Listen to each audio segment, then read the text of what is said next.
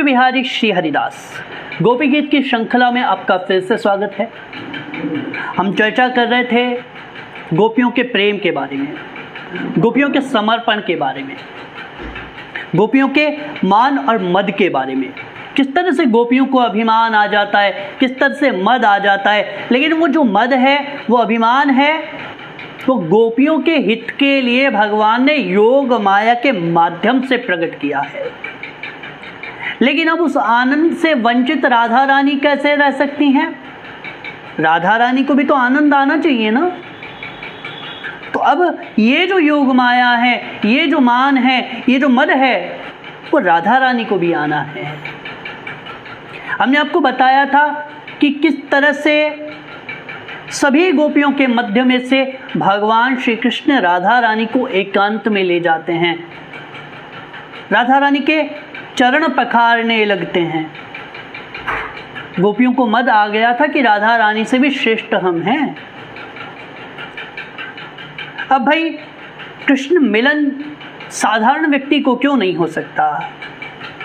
हमने बात करी थी कृष्ण पिपासा के बारे में, कृष्ण भक्ति की प्यास के बारे में, कि जब तक प्यास नहीं होगी तब तक ईश्वर नहीं मिल सकता, तब तक कृष्ण नहीं मिल सकता। अब ऐसा ही प्रश्न एक सज्जन ने एक महात्मा से कर लिया कि आप कहते हो कि यत्र तत्र सर्वत्र श्री कृष्ण है, लेकिन कृष्ण दिखाई क्यों नहीं देते? महात्मा जी ने कहा कि आपकी बात का जवाब है मेरे पास, आओ जरा गंगा के इस पवित्र जल में और एक गोता तो लगाओ। अब वो जो सज्जन थे वो गंगा जी के जल में गोता लगाने के लिए जैसे ही अंदर जाते हैं, महात्मा जी उन सज्जन का सिर दबाकर उनको उठने ही ना दें। अब थोड़ी देर वो रहते हैं, वो सोचते हैं कि महात्मा जी दिखा रहे होंगे कि भगवान दिख जाए, लेकिन अब उन सज्जन से रहा नहीं जाता, वो छटपटाने लगते हैं, क्योंकि अब वो सांस भी ना ले पाए। अब वो जैसे ही व्याकुल होने लगते हैं, महात्मा जी उनको ऊपर उठा लेते हैं। वो जो सज्जन थे वो महात्मा जी से कहते हैं कि महात्मा जी आप तो हमारे प्राण लेना चाहते थे, हमें मारना चाहते थे। महात्मा जी कहते हैं कि नहीं, हम आपके प्राण नहीं लेना चाहते थे, हम तो आपको बताना चाहते थे कि कृष्ण की ऐसी प्यास होनी चाहिए जैसे आपको सांसों की प्यास होती है, बिना सांस लिए आप कुछ क्षण भी नहीं रह सकते।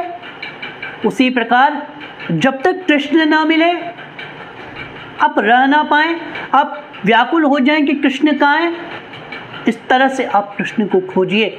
ये प्यास जब आपके हृदय में होगी तब कृष्ण दूर नहीं है, कृष्ण आपके सामने खड़ा मिलेगा। तो गोपियों के अंदर वो प्यास है। अब गोपियां तड़पने लगी हैं, गोपियां व्याकुल होने लगी हैं, कृष्ण कहाँ गए? अब गोपियां कृष्ण जैसी लीलाएं करें, कृष्ण जैसे चलें, कृष्ण जैसे हंसें। कोई वंशी वादन की लीला कर रही है, कोई पूतनावध की लीला कर रही है। अब सभी गोपियां इकट्ठा हो जाती हैं कि भाई प्रियतम मिल नहीं रहे, आनंद नहीं आ रहा, चलो ढूंढने निकलती हैं। अब वो जैसे ही ढूंढने आगे निकलती हैं, गोपियों को चरण चिन्ह दिखाई देते हैं। अब गोपियां उसी मार्ग पर आगे बढ़ रही हैं। अब अचानक से गोपियों के सामने एक प्रकाश स्फुटित होता है और गोपियों की आंखें चौंधिया जाती हैं और गोपियां देखती हैं कि कोई अचानक से नीचे पृथ्वी पर पड़ा है। वो कोई और नहीं बल्कि साक्षात किशोरी जी हैं, लेकिन कृष्ण नहीं है। अब सभी गोपियां देखती हैं कि तो अचेत अवस्था में है। किशोरी जो श्री राधा रानी के ऊपर जल के छींटे मारे जाते हैं। राधा रानी को थोड़ी चेतना आती है। राधा रानी से अब गोपियां पूछती हैं कि क्या हुआ किशोरी जी, आप यहाँ इस अवस्था में, कृष्ण कहाँ हैं? अब अपने से ध्यान हट गया, अब किशोरी जी के ऊपर चल गया। तब राधा रानी सारा वृत्तांत बताती हैं कि कृष्ण मुझे लेकर चले गए थे, लेकिन मुझे भी अभिमान आ गया कि मेरा भाग्य तुमसे ज़्यादा है, तुमसे श्रेष्ठ है, ऐसा भाग्य तुम्हारा कहाँ? तो भाई कृष्ण को भी ये बात स्वीकार नहीं है कि मैं तुम्हारे सामने हूँ और तुम्हारा ध्यान कहीं और है। तब राधा रानी ने कृष्ण से जिद की कि अब आप मुझे अपने कंधे पर बैठा लीजिए। कृष्ण किशोरी जी को अपने कंधे पर बैठा लेते हैं और थोड़े ही दूर जाके फिर अंतर्हित हो जाते हैं। अब तो किशोरी जी राधा रानी वो भी अकेली हो चुकी हैं, कृष्ण अंतर्हित हो चुके हैं सभी के मध्य में से। अब गोपियाँ कहती है चलो ढूंढने निकलते हैं, लेकिन कैसे ढूंढे, क्योंकि चारों तरफ घना जंगल है। उस समय वृंदावन में तुलसी का वन ही वन था, चारों तरफ घना जंगल था।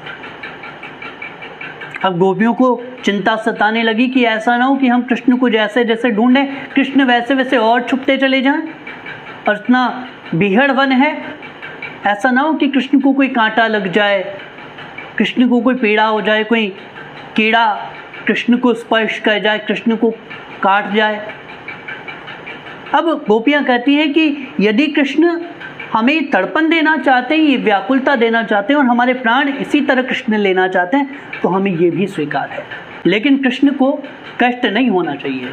देखिए, प्रेमी का यही लक्षण है कि अपने प्रियतम के कष्ट के लिए यदि उसको करोड़ों कल्पों वर्ष भी नरक में रहना पड़े, यातनाएं सहनी पड़े, तो उसके लिए भी प्रेमी सज्ज रहता है, तैयार रहता है। तो गोपियाँ तैयार हैं कृष्ण के इस व्याकुलता के लिए, इस तड़पन के लिए। अब गोपियाँ कहती हैं कि कोई चीज़ यदि खो जाए तो कहाँ मिलती है, जहाँ से गायब हुई हो, जहाँ हमने रखी हो, जहाँ हमने छोड़ी हो। तो कृष्ण कहाँ अंतर्हित हुए थे, कहाँ अंतर्ध्यान हुए थे, यमुना के पुलिन पर। तो आओ चलते हैं वहीं यमुना के पुलिन पर, हो सकता है कि कृष्ण वहीं हमें मिल जाए। अब यहाँ से गोपी गीत की यात्रा हम आरंभ करेंगे, क्योंकि यहाँ से गोपियों ने अब कृष्ण को रिझाने के लिए गीत गाया है। तो गोपी भाव रसधार में आज के लिए बस इतना ही। अगर आप हमारी श्रृंखला से जुड़ना चाहते हैं तो आप चैनल को सब्सक्राइब कीजिए और बेल आइकन पर क्लिक कीजिए, और आपके मन में जो भी सवाल हो, जो भी प्रश्न हो, आप हमसे इंस्टाग्राम पर पूछ सकते हैं। लिंक हमने डिस्क्रिप्शन में दे दिया है। कुंज बिहारी श्री हरिदास।